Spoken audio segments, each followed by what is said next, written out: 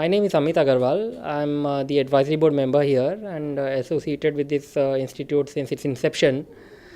I myself have more than 14 years of experience. I worked for multinational companies, including NIT and HCL Technologies, and have traveled abroad. And the reason why I am very much interested and associated with this Institute Design Innovation, is because of its vision.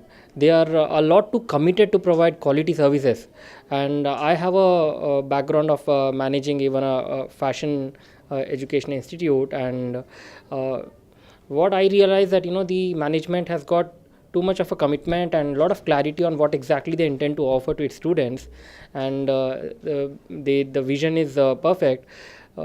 They have recently even took the students to a site visit to Tantavi 2014, and it was very nice that the students had a very good experience. They benefited a lot through it, and Institute of Design Innovation is an ISO 9001:2000 certified institute, and they have best of trainers with industry experience, and there is no compromise anywhere. We look for providing best of infrastructure. You would have seen the infrastructure. There are air conditioned classrooms, comfortable seating, and the course material is designed keeping the market trends in requirement, and students are very happy with us, and that's what motivates us.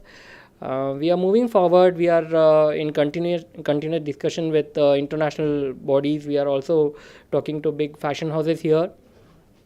We intend to provide best of platform to launch the career for our design students, both the fashion designing as well as interior designing. And we stand a lot unique from others in the market. We also have a offering of providing a brand support to a designer who is finishing out education from IDI, and these designers will be able to market themselves better in the market. The field they belong to, it is very important that they showcase themselves to the best. So we have all that, and we will provide them all the required support. Our responsibility wouldn't end at just providing them the classroom training and then leaving them there. We want to take them ahead. We want to ensure that whatever they deserve, they are able to achieve that.